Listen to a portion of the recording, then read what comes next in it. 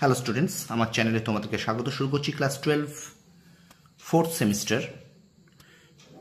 Fourth semester ভূগোলের উচ্চ মাধ্যমিক শিক্ষা সংসদ প্রদত্ত নমুনা প্রশ্নপত্র তোমাদের সামনে তুলে ধরব। প্রথম থেকে শেষ পর্যন্ত ভিডিওটা দেখবে, একটু স্কিপ করবে না, ঠিক আছে? চলো শুরু করি ক্লাসটি। ক্লাস 12 ফোর্থ সেমিস্টার ভূগোল উচ্চ মাধ্যমিক শিক্ষা সংসদ প্রদত্ত নমুনা প্রশ্নপত্র। চলো দেখে নিই। দেখতে পাচ্ছ এখানে উচ্চ মাধ্যমিক শিক্ষা সংসদ প্রদত্ত নমুনা প্রশ্নপত্র। প্রথমে দেখো পার্ট 1, পার্ট এ।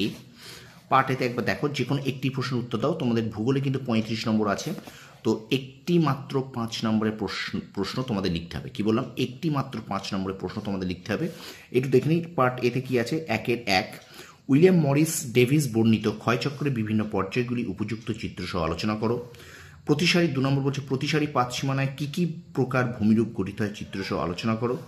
আর 3 নম্বর বলছে ক্রান্তীয় ঘূর্ণবাতের উৎপত্তি থেকে বিন্যাসের বিভিন্ন পর্যায়গুলি চিত্রসহ বর্ণনা করো। এটা কিন্তু তাহলে 3টের থেকে একটা লিখতে 5 × 1 5 নম্বর। আচ্ছা, এবার 2 থেকে বলছে যে কোনো দুটি প্রশ্নের উত্তর দাও। 1 বায়ুর ক্ষয়কার্যের ফলে গঠিত 3টি ভূমিরূপের চিত্রসহ বর্ণনা দাও।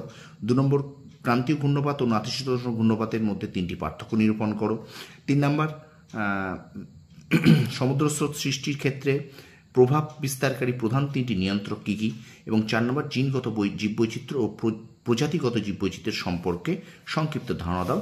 2টি প্রশ্ন, অর্থাৎ 3 করে 3 × 6 নম্বর, ঠিক আছে? এবার 2 নম্বরে দেখো 3-এর দাগে আছে কী কী, যে কোনো দুটি, অর্থাৎ 2 2 4 নম্বর। প্রথম 1-এর দাগ বলছে সমুদ্রবক্ষের বিস্তৃতির 2টি কারণ উল্লেখ করো। 2 নম্বর পশ্চাৎ তটভূমি ও সম্মুখ তটভূমির 2টি পার্থক্য লেখো। 3 নম্বর উপকূলীয় আবহাওয়ার ওপর সমুদ্র স্রোত কিরূপ প্রভাব বিস্তার করে। আর 4 নম্বর হলো ব্ল্যাক ডেটা বুক কি। এই হলো তোমাদের পার্ট এ থেকে 6 4 10 আর 5 15 নম্বর পড়বে। ওকে, এবার চলো আমরা চলে যাচ্ছি আমাদের পার্ট বিতে কী কী প্রশ্ন আছে। পার্ট বিতে কিন্তু ঠিক একইভাবে কিন্তু 3 নম্বরের 2টি প্রশ্ন লিখতে হবে। 4-এর দাগে 2টি প্রশ্নের উত্তর দাও, অর্থাৎ এখানে কিন্তু 3 2 × 6 নম্বর। বলছে প্রথম দাগ দেখো, জনসংখ্যা সম্পর্কিত ম্যালথুসিয়ান তত্ত্বটি ব্যাখ্যা করো।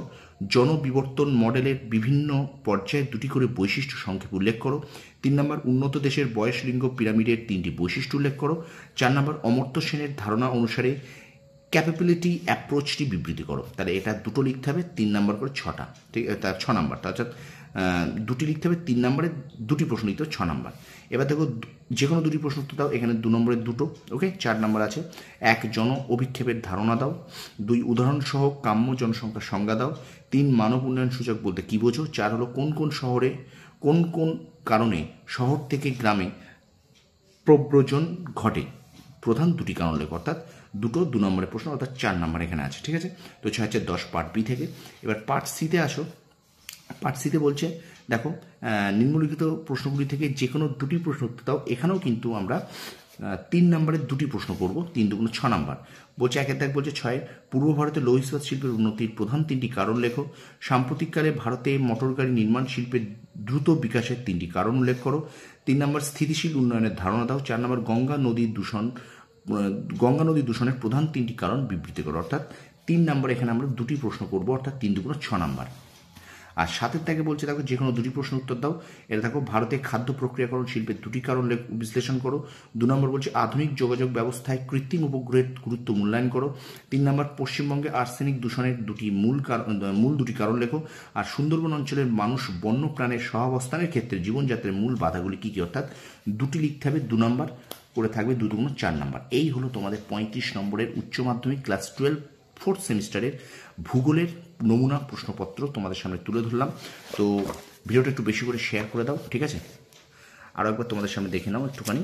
ভিডিওটা একটু বেশি করে শেয়ার করে দাও। আর আমার চ্যানেল যদি নতুন হয়ে থাকে অবশ্যই চ্যানেলটাকে সাবস্ক্রাইব করো, পাশে থাকা বেল আইকনে প্রেস করে রাখো। তোমরা সফল হও, তোমাদের সাফল্য কামনা করি। ধন্যবাদ।